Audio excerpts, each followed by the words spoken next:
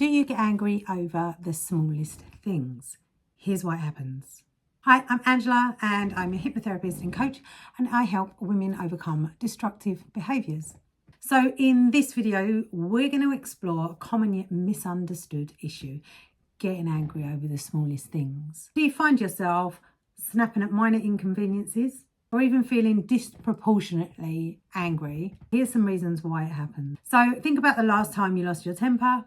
I can think about that myself quite easily because it normally happens when I'm out walking my dog. Was it because your coffee wasn't hot enough? Mine wasn't strong enough yesterday. I wouldn't say that made me angry, but it did annoy me. Or maybe somebody cut you off in traffic. I'm one of the road rage people that will say it to myself rather than like getting angry at people and start bibbing. I just start shouting at myself in the car. So yeah, I'm guilty. So these moments, while trivial, can lead to really unexpected anger sometimes. Why do these small things end up setting you off? Here's some reasons why. It turns out anger might not really be about the small things themselves, but often it's a symptom of underlying stress or unresolved issues. So it could be sort of even chronic exhaustion, like if you're too tired, if you're hungry, and I definitely get hangry.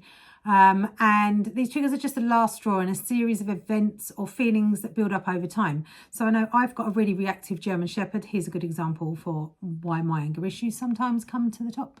And it's kind of more the expectations that you have on, I suppose, other people. So I could be out walking my dog and I've got him on a lead close to me. It's quite obvious that I do not want any other dogs approaching. I've got him very close. He's a very big German Shepherd.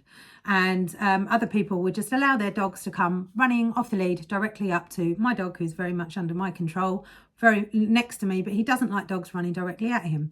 And I will lose my shit, basically, because I'm just like, come on, you can see I don't want dogs approaching me. And people are just like, well, my dog's friendly, my dog's friendly. Yeah, well, my dog does not like it.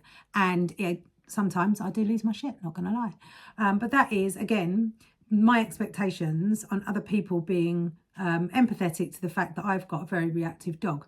And basically 99% of people aren't.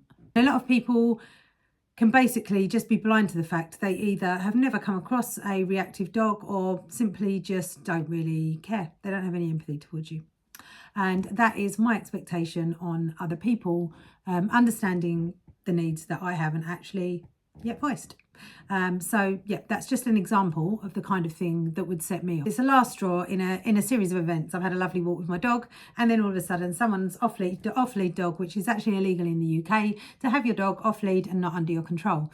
But you know, I'm not going to go spat on the law to everybody that comes up to me. Sometimes I do. Depends what kind of mood I'm in. But also that can be triggered sometimes. Say if I'm like in a really good mood and I'm walking down the road and I'm just like, oh, do you know what? People are just stupid. They're going to let the dog come up to mine. And I kind of will let it go. But say if something's happened, I've had a particularly stressful day and the person is particularly annoying, I might end up being a bit more forceful than I would do normally. And you know, that's definitely not down to the person being completely ignorant, but it can be the fact that I've had a stressful day, and this is the straw that broke the camel's back for me, having somebody like that come up to me. So that's just an example. And you know, it could be an event that's sort of just been building up over time. So an example again. So ignoring these signs without understanding its root cause can just lead to increased stress, and it is stressful for people, particularly when you get angry. It takes you ages to calm down from it, and you know, it can damage your relationships as well, and even it can cause you health issues. So anger can be a really helpful messenger in telling you something in your life needs to change. Or needs some sort of attention, perhaps. Mine would be like trying to change the mindset of people with off-lead dogs, for example, which maybe this video might. And not listening to this message can just leave you with some sort of long-term negative effects as well. So if you find yourself frequently getting angry over the littlest things, it may be time to look a bit deeper.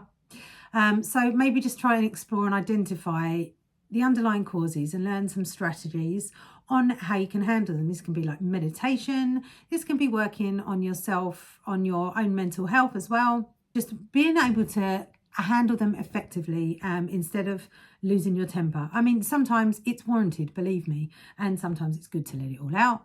But other times, you know, it's good to understand what these underlying issues are in the first place so that you can then deal with them and move forward and then live a happier life, basically. Really appreciate you watching, and please do leave your comments and any of your thoughts below. And I look forward to seeing you in the next video. Thanks.